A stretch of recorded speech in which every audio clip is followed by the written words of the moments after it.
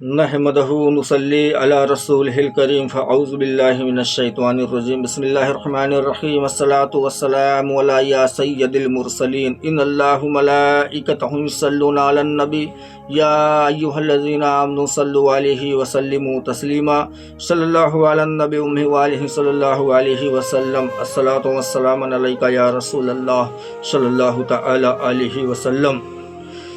اللہ جل شانہ قرآن کریم کے اندر ارشاد فرماتا ہے، اے ایمان والوں، اپنے صدقات کو احسان جتا کر اور اذیت دے کر باطل نہ کرو، اس شخص کی طرح جو دکھاوے کے لیے مال خرچ کرتا ہو۔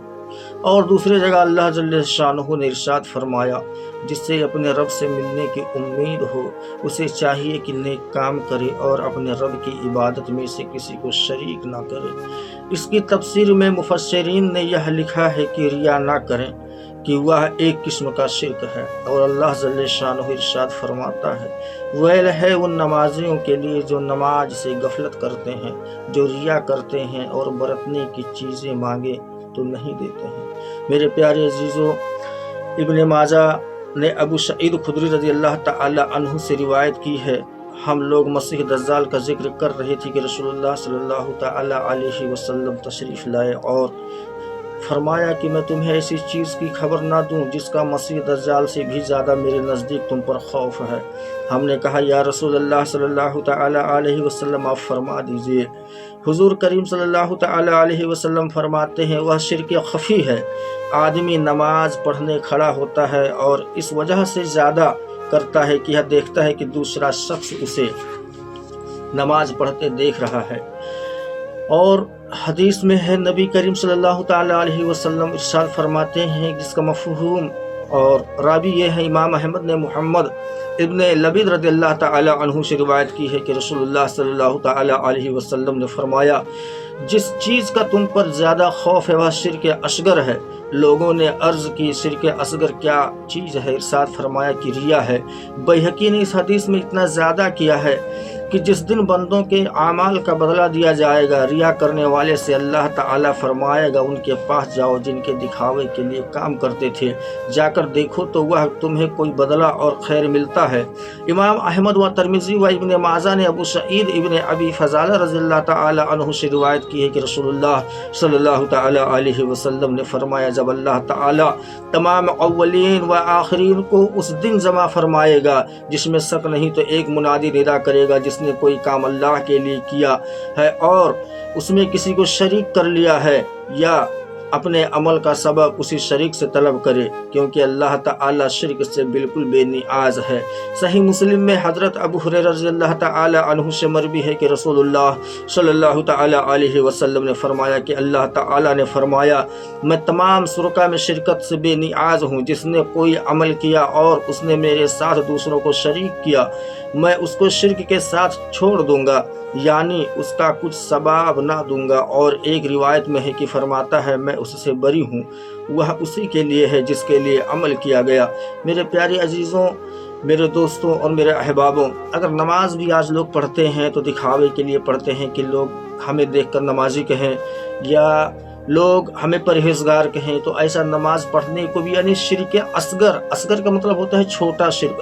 شرکوں کی کئی ساری قسمیں ہیں، دکھاوے کا کوئی بھی کام کیا جائے۔ حالانکہ نماز کے بارے میں حدیث شریف سے میں نے آپ لوگوں کو بتایا ہے، ایک کتاب شریف میں نے کھول کے، جو حدیث شریف کا جو کتاب ہے میں اس کو کھول کے رکھا، تو سوچا کہ ذرا حدیث شریف سے ہی آپ لوگوں کو بتایا جائے اور خود عمل میں بھی لایا جائے کہ دکھاوے کا جو کام ہوتا ہے کہ یعنی کچھ لوگ اعلانیہ زکوٰۃ دیتے ہیں، صدقہ دیتے ہیں، خیرات کرتے ہیں، روزہ رکھتے ہیں یا کوئی بھی نیک کام کرتے ہیں، تو ان کے دل کے اندر یہ خیال ہوتا ہے کہ لوگ مجھے صدقہ دینے والا کہیں، یا لوگ مجھے نمازی کہیں، یا لوگ مجھے غازی کہیں، یا لوگ مجھے حاجی کہیں، یا لوگ مجھے بہت زیادہ تہجد گزار کہیں یا سجدہ والا کہیں۔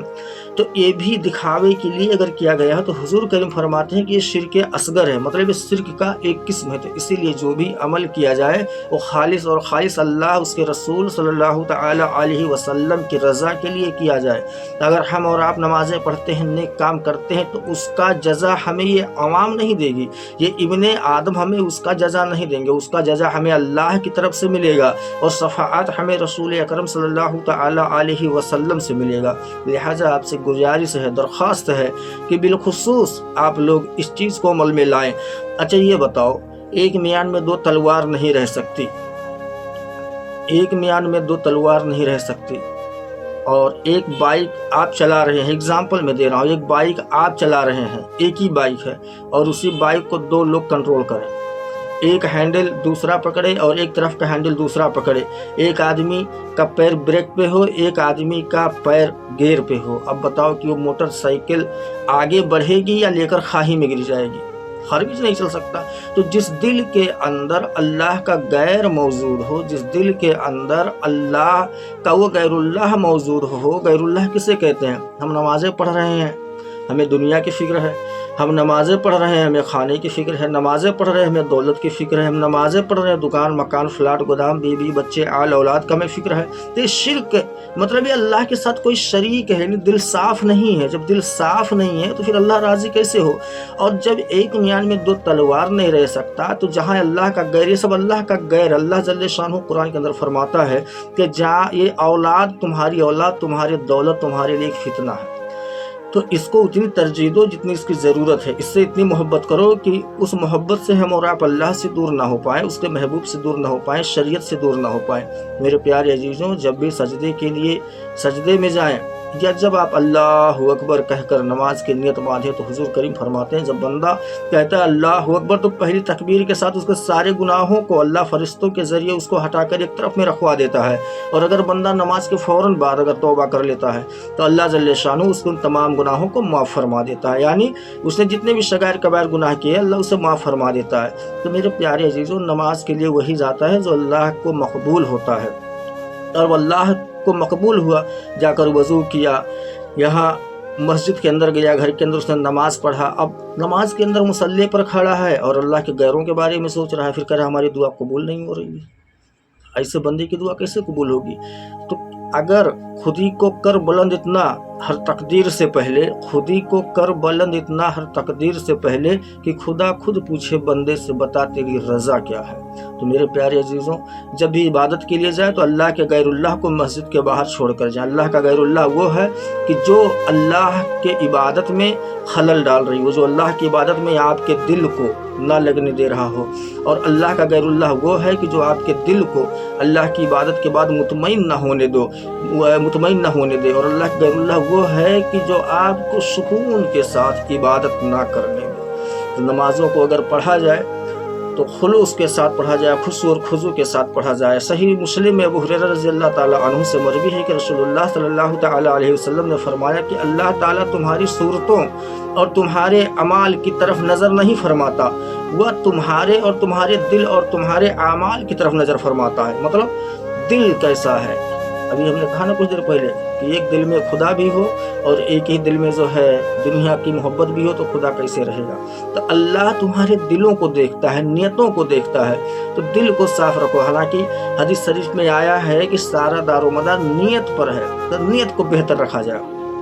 सही बुखारी और मुस्लिम में जुंदुब यानी अबू ज़र रज़ियल्लाहु ताला अन्हु से मरवी है कि रसूलुल्लाह सल्लल्लाहु ताला अलैहि वसल्लम ने फरमाया, जो सुनाने के लिए काम करेगा अल्लाह ताला उसको सुनाएगा, यानी उसकी सज़ा देगा। और जो रिया करेगा अल्लाह ताला उसकी सज़ा रिया का सज़ा देगा। मतलब कुछ लोग खाली सुना देते हैं, बैठ के सुना दिए ये करो वो करो, मतलब हुक्म जारी कर दिए, उन्होंने ऑर्डर पास कर दिया और खुद का अमल है नहीं। और ये सोच रहे हैं कि लोग मुझे कहें बहुत बड़ा सुनाने वाला है, बहुत बड़ा मुहद्दिस है, बहुत बड़ा फ़क़ीह है, इल्म वाला है, और ख़ुद का अमल है नहीं। तो मेरे प्यारे अजीज़ों, जिस दिल के अंदर कीना होगा, हसद होगा, गर्दो गुबार होगा, एक मुसलमान के लिए कोई भी कीना होगा, नफ़रत होगा, तो उसकी इबादत कोई कबूल नहीं होगी, समझे? तो अल्लाह को राज़ी करना है तो फिर अल्लाह की इबादत करें और खुशी के साथ करें, खुशी के साथ करें। वमा अलैना इल्लल बलाग। अस्सलामु अलैकुम व रहमतुल्लाहि व बरकातुहू।